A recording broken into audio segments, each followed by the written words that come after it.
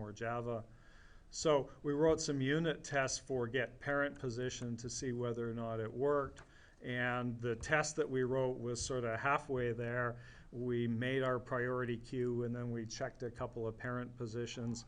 And we should probably just complete this thing with something that looks like a better test. So let's just make this, that would be 4, and 3 gives us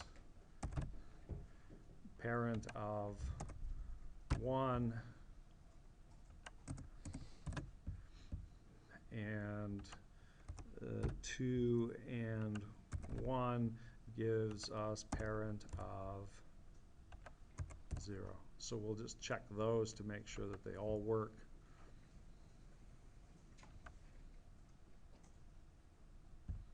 Okay.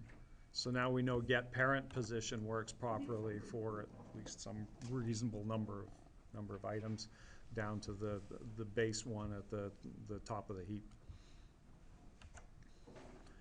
Okay, so here we are. We've added the item, the new item into the array. We've bumped up next empty slot to say it's now the next one we're going to fill. And then we said, oh, okay, whatever item we added, which was at the previous slot now, needs to work its way somehow back up the heap. And we started to write work your way up, where we said, here's where you are now, see if you can go any higher. And we said that in working our way up, we're going to start out with the sort of the bully attitude of, oh, I'm just going to manage to go through all the way up to the 0 position somehow. So that's my goal in life. And then we'll worry about later on about what happens if we can't meet that goal. So we figure out who the parent is. And then what would we do if there wasn't a problem? Just the normal thing that you would expect to do. Just swap yourself with whatever is at the parent. Okay, so that would be swap in the array, all items, current position with parent position. Okay. Now, interestingly enough, it turns out that there's no swap function already written for swapping 2 values in an array, which seems like a really, really curious omission. There's collections.swap where you can swap on a list, but there's nothing that does it in an array, so we're going to have to take time to write a quick swap routine. And so when you swap things, you've got an E array, and you've got position A, and position B.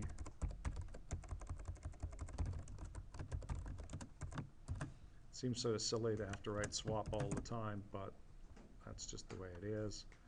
So we'll remember one of the positions.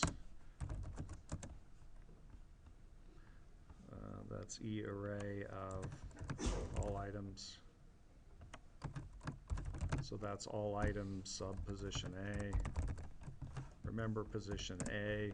Put position B into position A.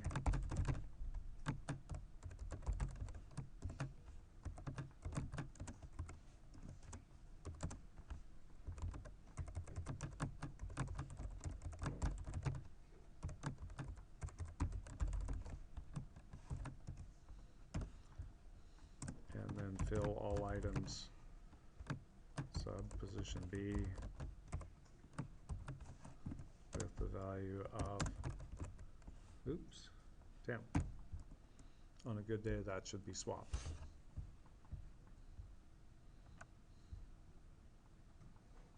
So we'll just exchange the 2 items. After you've exchanged the 2 items, what happens to current position? Now it changes since we reversed them and we moved up the tree. Current position is now parent position.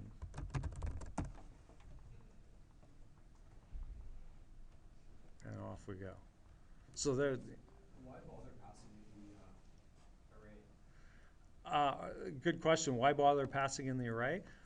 When I write my methods, I like to write them with all of the information that's required. Because that means later if you want to unit test it, you've now got a function that you can test that has all of the required parameters. Okay? If you leave that off and just say, oh, well, that's global to the class, then you can't unit test it outside of the class. Okay? So in general, you're always better to do that. If nothing else, it shows people what's the information that you're going to use. This is all of the information that I'm going to use right here, all set out for you, rather than having here's some information and oh, by the way, I'm using these 5 pieces of other things sort of arbitrarily. Okay. So there's the regular case. Let's just swap all the way until we get to the top. What's the bad case? The reality check is what's up there is already better than you in some way. So before we swap, we have to check and see whether or not we've encountered somebody better. Okay? And better means compare to. Okay? Now here's a case where I'm going to point out it's almost always easier to go and grab the information you need out of the array into variables and then deal with it rather than trying to work with array subscripts. It just makes life easier. So what I'm going to do is I'm going to go, my position is from all items sub current position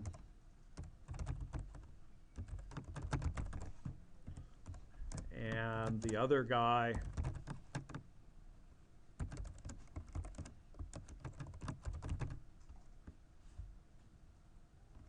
position, just to be consistent, is all items sub parent position.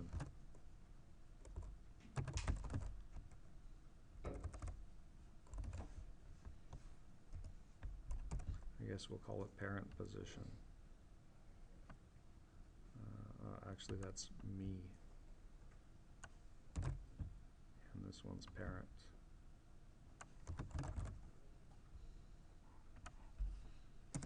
So now you can write your if statement to say if me compared to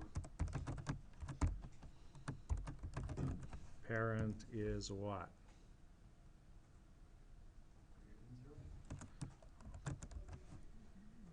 Greater than 0. How about parent compared to me? If parent dot compare to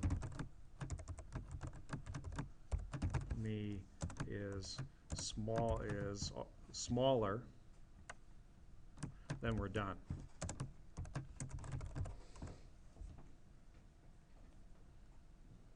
Okay.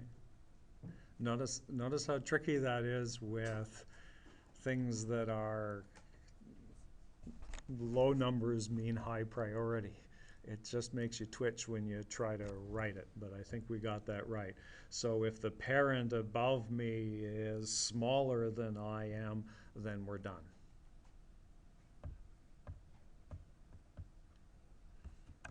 Okay? And hopefully that should do the trick. Eventually we can, the easiest way to test this thing is to actually just write a unit test that tests the whole thing. So rather than testing the piece of, gee, did I get one in there, the only way you can really unit test it is to get one in and then pull a whole bunch out and make sure they're in the right order. That they continue to come out in the right order. So that should probably work for now. Surprisingly simple to write. Okay. Well, the only other thing that's left is, well, I guess we can do size as the easy one. So size is the convenient, just return next empty slot.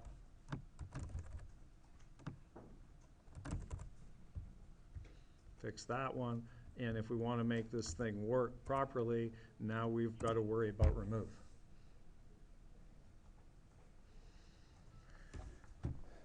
So, trick to remove is the 0 item is the interesting one. That's the one we're gonna send back, and then we're gonna take the one from the last one and slide it up for a start. Right? So we'll remember the interesting one is the one at all items sub 0. And we know that eventually that's the thing that's going to be sent back. And now we can worry about doing the rest of the job. Let's go grab the one that's in all items. We'll fill all the items sub 0 with the one from all items sub next empty slot.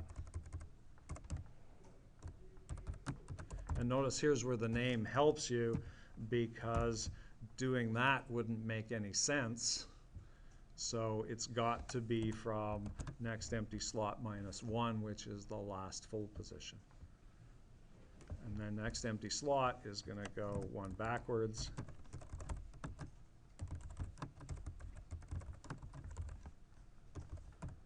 Now officially what should happen, we'll do that here. All items sub next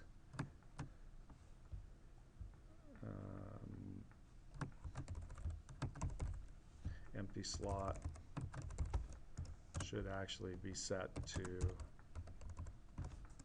null at that point. Next empty slot minus 1. Okay. So the good thing here is to make sure that after you move that last one back up, that you make sure that its position is now recorded specifically as null. And that just keeps the reference from hanging around more than anything else, so the garbage collector will get it. So now next empty slot goes backwards, and we've taken care of everything in terms of moving that one up there, but now it doesn't belong anymore, or possibly doesn't belong. So now we need to fix it. So what are you going to do to fix it? In general, I'm just looking for general words here because I'm going to write a method to do it because it seems too complicated. Yeah, but work your way up and you can work your way down. Work your way down, sure. So we'll call it work your way down. You can find a better name if you want at some point. Work your way down, and what we're going to pass in here is what? Well, all M0 would be the actual thing, but we really only care about the position here. So it's just work your way down. Position 0 is the interesting thing that I want to move. So now we can write private void work your way down. Notice the interesting thing about the method there is that it hides all of the detail rather nicely. It's just like, oh, okay, I do this work to move things, and then I've got to work my way down somehow to where I need to fit, and there's nothing in there that complicates it. The name sort of gives it away. So work your way down, and this is int current position.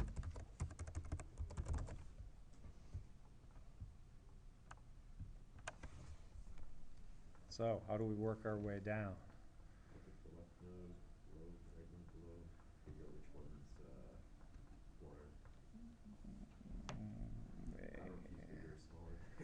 So you can write the guts first, or you can write the loop first. What's the case for the loop? How far are you going to have to go?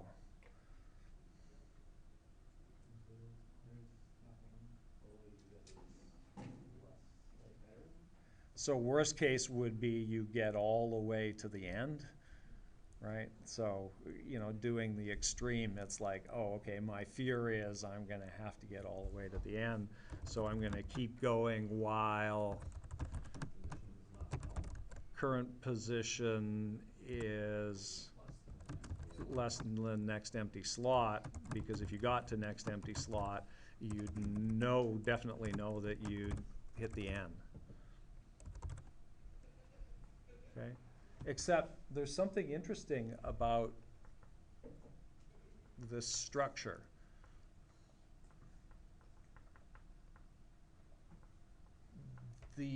How do you know when you've reached the end of this structure? Next empty slot is here, but in actual fact, we had an example where we exchanged with something that was not down here, but was actually over here. And so you know you've finished when there's nobody below you to swap with, not when you reach next empty slot. Okay? So you can actually stop when you get to here, for instance, if you were working your way down. Right? So it turns out that in this thing, you're done when you get to a leaf node, which means there's nothing below.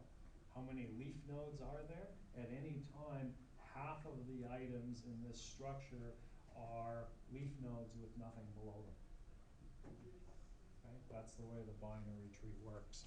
So this is actually next empty slot divided by 2 is where you're going to need, that's sufficient to stop.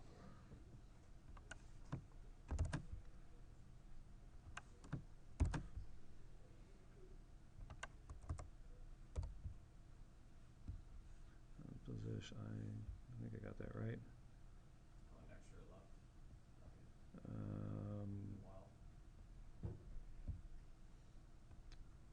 Oh, okay, there we go. Yeah, I was trying to get the, no, that bracket's for there. Oh, I got my brackets in the wrong place, that's all. I was just trying to get the bracket the expression, and the expression is that. There we go.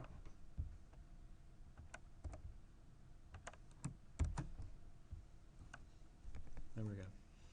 So there's, we're going to keep going until basically we reach the bottom. So we're going to do the, oh my God, I'm going to have to go to the end. Okay. So what would you have to do for a single thing to check? What are you trying to do? If we put the 35 up here,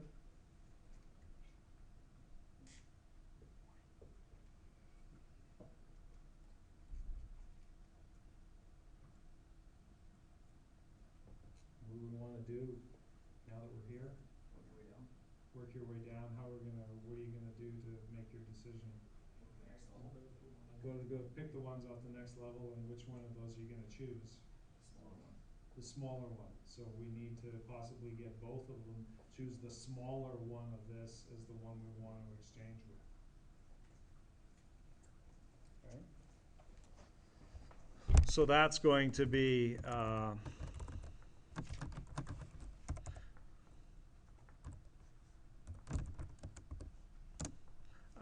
the position to exchange is get smallest child position given current position.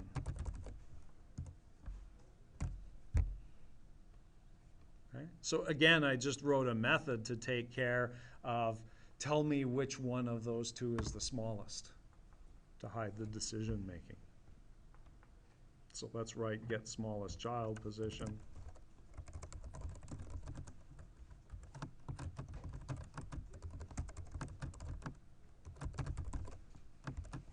From current position. So you reason why that's public? Oops, private, thank you.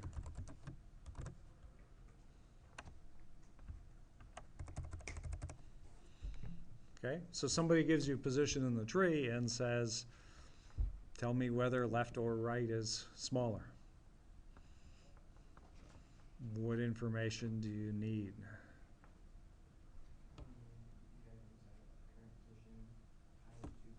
Well, forget the detail.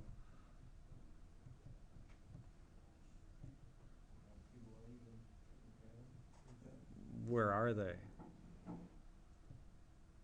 Before I can get them, I have to know where they are, but I don't want to know the calculation. So we've got left child position is what?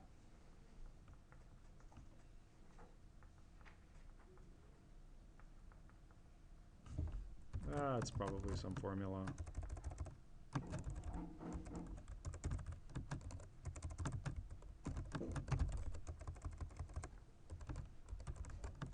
So that's going to be get left child position and right child position.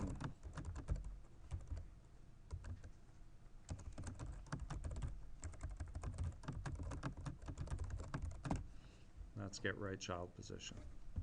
So let's write those.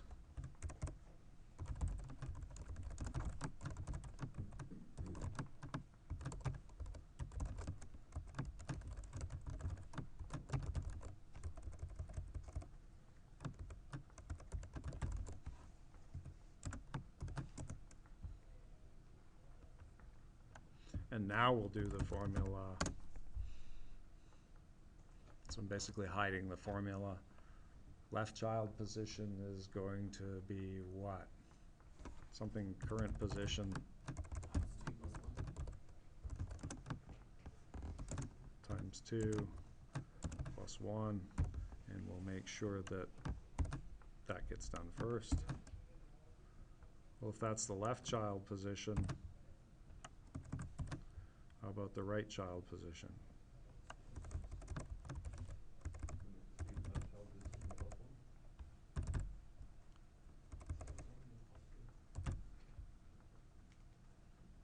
Plus 2?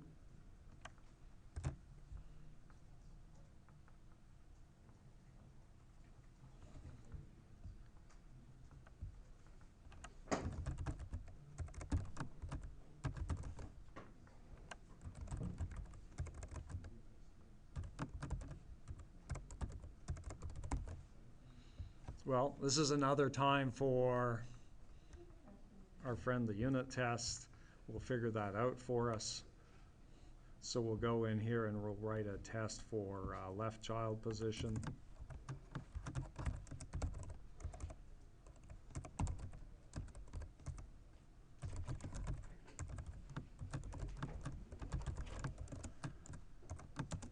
And for left child position, I think that we'll make our Q first.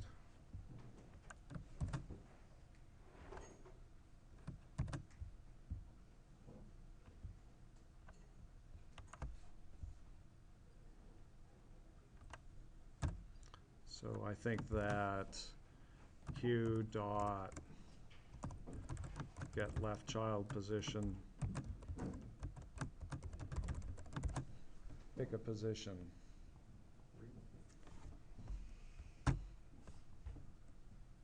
So if I say current position is 3, I should get,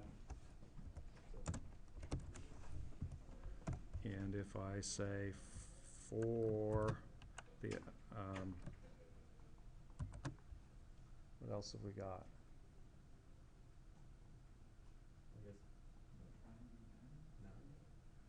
1 should be 3.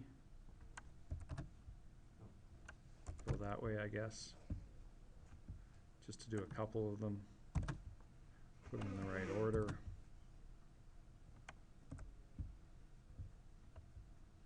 How come it doesn't like get left child position? It's private and it needs to be nothing. So these are another one where if we want a unit test, since it's in a library, we'll just leave off those things.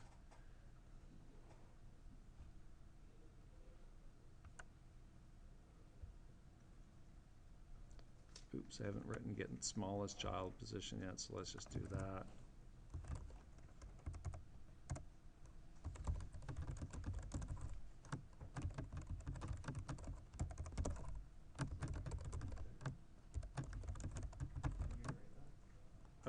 I'm just going to write a stub for it since I called it but didn't use it.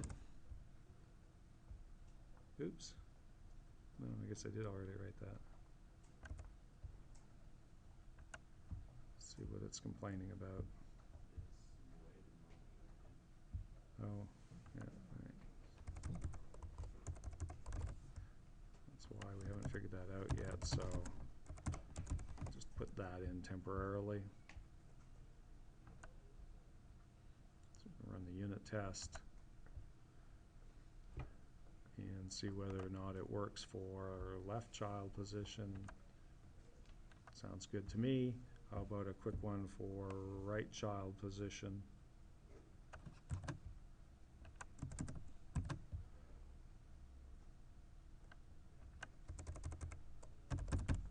So right child position, change that to say right and so the right child position with 1 should be 4 and 8.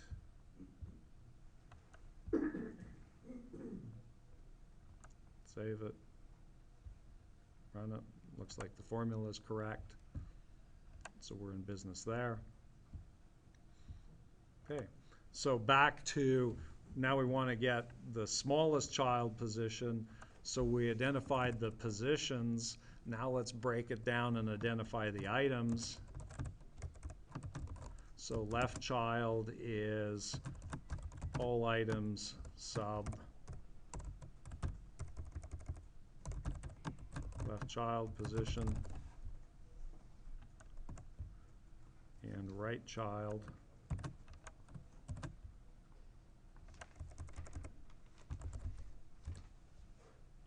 is right child position. Okay? So I dug them out of the array. Now what? See which one's smaller. So checking to see which one's smaller. You just want to write it with an if-else. I know you want to do it. It's a way of writing it without if-else, just for the pure fun of it.